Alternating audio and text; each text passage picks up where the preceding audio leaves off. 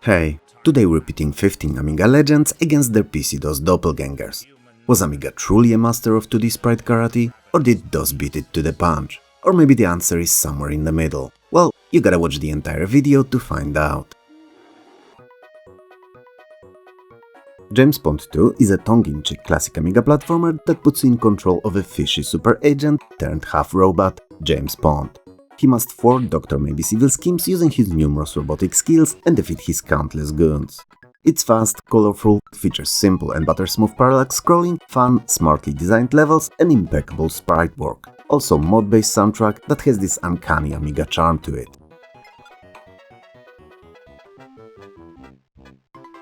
Now DOS port is, well, actually pretty darn good. Its ports improved 256 as opposed to Amiga's 32 colors, though you'll be hard-pressed to see the difference at the pace the game is running, and pretty decent ad-lib music and Sound Blaster sounds. And while the latter is great, the music is just not the same. MIDI is an interesting tech, but Amiga's mods were just way better. Also, Amiga's version seems to be a tiny bit smoother, so...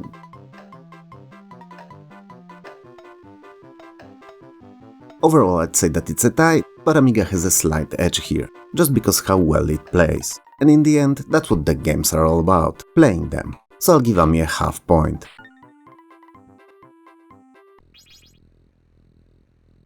Alien Breed is a cooperative top-down horror sci-fi action shooter clearly based on the Aliens franchise of movies.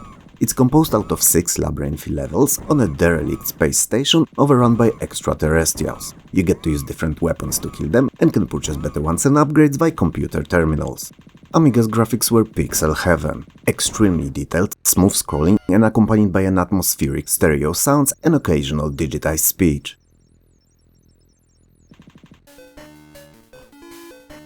DOS version of Alien Breed includes all 6 levels, so there's no noticeable change there, but it bumps up graphics from 32 to 256 colors. It makes it look a bit richer, but it's not without its faults. Since it doesn't have Amiga's hardware-accelerated playfield, its scrolling is dependent on your PC's speed, which can make it feel choppier at times. It's not always immediately noticeable, but when it is, it's usually in the worst possible moment, which sucks. Given the slight difference in resolution, with Amiga's being a tad higher, the interface elements were a bit shifted as compared to the original, but it's really a non-issue.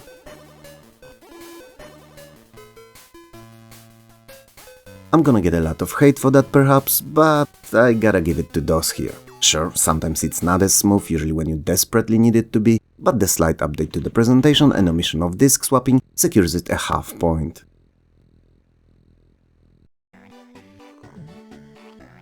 My love for Superfrog knows no boundaries. And no, I'm not sick or depraved, I'm in the video game. But I also understand that objectively speaking, it's just a title that did everything right. It nailed the presentation in terms of both graphics and sounds, same goes for level design naturally, with its hidden areas, puzzles, shortcuts and tons of pickups. In short, it's fantastic. And the enemies are varied enough in how they look and act not to feel stale. The difficulty level is pretty much perfect too, and the controls are tight.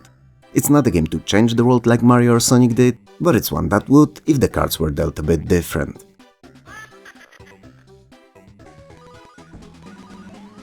For the most part, PC conversion of Superfrog is 1-to-1, which always had me baffled why wasn't it more popular on the system. But on the other hand, there was Doom on PC, so... Anyway, given the 16-pixel screen height difference between the ports, Amiga Superfrog had to be redesigned for PC to fit the resolution, but the gameplay area remained the same. It lacks Ami's beautiful and funny animated intro and the entire special horizontally scrolling shoot-em-up stage that's between Worlds 5 and 6, which is a bit disappointing. Controls aren't as tight either, but are not overall bad.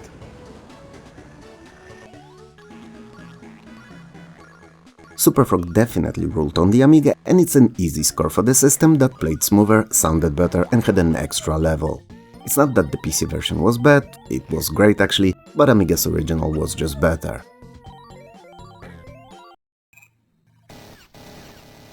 In the cyberpunk dystopia future of Syndicate, corporations have long replaced the governments and they run the world as they please, all the while competing with one another. Sometimes by using squads of cybernetically enhanced agents. Missions range from assassinations through kidnappings all the way to destruction and territory capture, and are all real-time action-pack assignments that most of us love to play on the Amiga.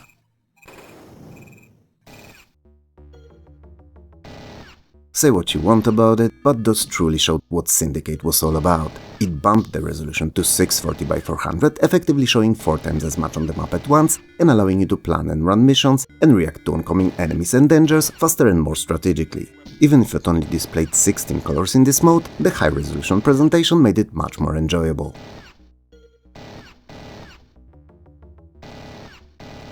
Both versions of Syndicate were great fun, and both offered same identical content. But DOS's enhanced presentation and snapper menus with shorter load times definitely gave it an edge here.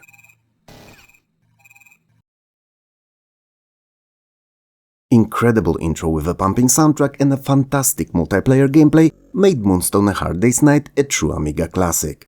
It's an action role-playing board game mixture that blends overworld map exploration with real-time action-packed and gore-soaked combat. That's as flashy and fleshy, sorry for the bad pun, as it is satisfying.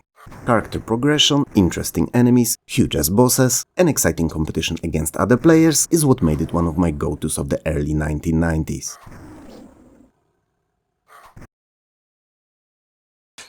DOS version of this tabletop talisman come-to-life game is exactly the same. No, really, other than a bit flatter sounds and worse music, it's the same game with no changes whatsoever. It doesn't even really use the 256 color species VGA cards allowed for and still tops at 32. I know because I counted them. Well, game did, but since it cannot talk, I'm taking the credit. Either way, loading times on PC are considerably shorter, given that it runs from a hard drive, so ultimately I would suggest playing this version today.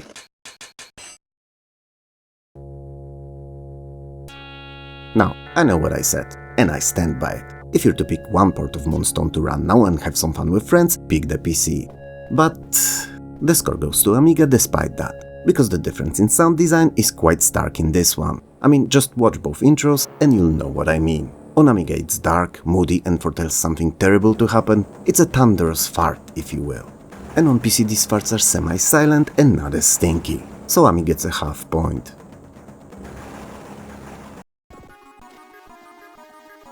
If you ever wanted to play Metroid and only had an Amiga, there was no better game than Turrican II: The Final Fight. And arguably, while not being as culturally significant, after all no subgenre was ever named after it, it was still a better playing title. It's split into 5 distinct worlds over 11 multi-directional levels, and so chock full of different weapons, enemies, bosses and overall action that you'll be hard-pressed to find a moment of a breather. It's fast, it's beautiful, and it sounds fan-freaking-tastic too. It's a classic.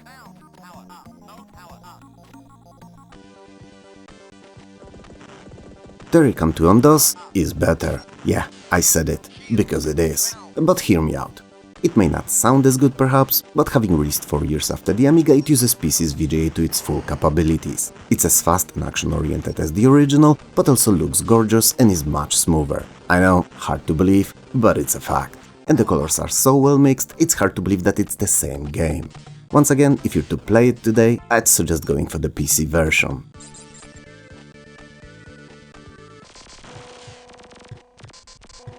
I've asked you to listen to everything I had to say about Turrican II, because while PC outing is clearly superior, I have to give a half point to the Ami. The difference between the versions other than the graphics is superficial only, but the Commodore system pulled off Turrican II a generation of hardware earlier, and with much less resources to back it up.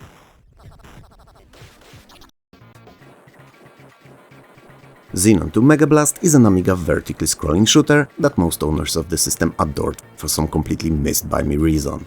I found it choppy playing, annoying to control and not fun whatsoever.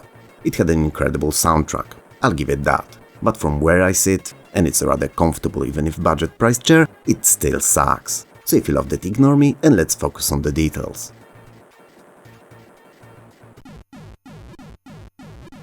Xenon 2 on PC lost nothing of its charm, meaning I disliked it as much and find it boring to even talk about. The level design is something I still hate about it, and the graphics are practically identical. So not bad at all, but the controls suck equally. The sound PC produces is of much lower quality as it lacks the explosive Ami's music. It displays fewer sprites on the screen at once too, so yeah, it's even worse. Who'd have thought it possible, right?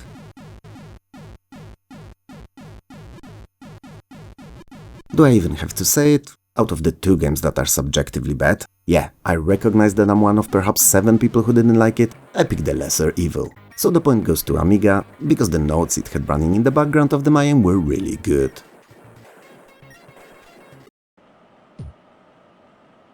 Sadly, we're into the territory of another one of those I happen not to like it games. But it's because I sucked at it, royally no less, so it's not a testament to its quality, it's a me issue. In fact, Sensible World of Soccer is probably the most famous out of all Amiga football games, and tournaments in it still run to this very day. And that's not nothing, given that Amiga has been dead for over 30 years.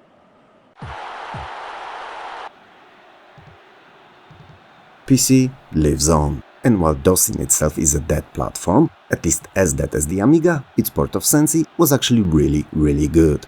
It sported a bit wider color palette than the original, but you'll hardly ever notice during the hectic matches. And it had some additional sound effects and some commentary too, that you'll undoubtedly hear, but they make no real difference as they're few and far between.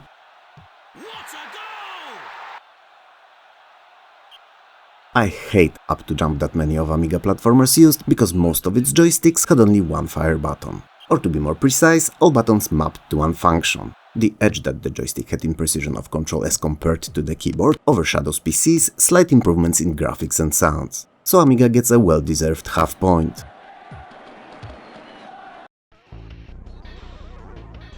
There are two versions of the Chaos Engine on the Amiga. The regular one and an updated AGA outing that sported 256 colors. Now, we're ignoring the AGA port, as in my eyes it looked much worse. It lost its dark, gritty and steampunk vibe, and instead looked like a cartoonish recreation of a quote-unquote real thing. Both sound as excellent though, and both offer an identical, simultaneous two-player co-op shooting action that's as fun today as it was in 1993.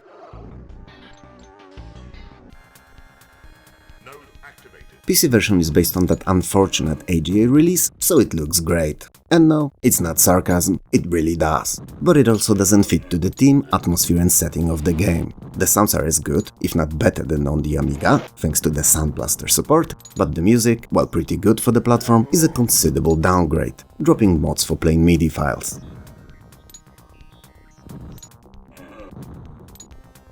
I think you know what I'm about to say here, right? I mean, it's kinda obvious by now, the edge may not be big, so it's only a half-point difference, but atmosphere always trumps presentation, same way the gameplay does too. So congrats to the Ami on another 0.5.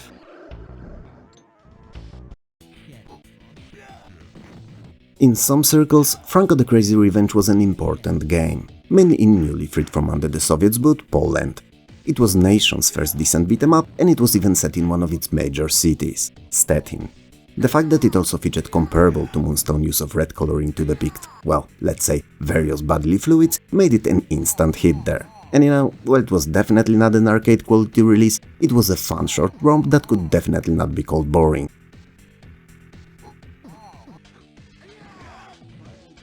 PC version of Franko was different. It was outsourced to a different dev team, and they've made a lot of artistic decisions, some of which were clearly wrong, like dropping the gritty look of the backgrounds and some of the adult-themed humor of them too, like controversial graffiti or peeling enemies. On the flip side, it looked way better, played much smoother, and had no in-game pauses to load assets. Amiga always froze for a couple of seconds every time a new group of enemies was to appear on the screen, which, as you can guess, kinda sucked.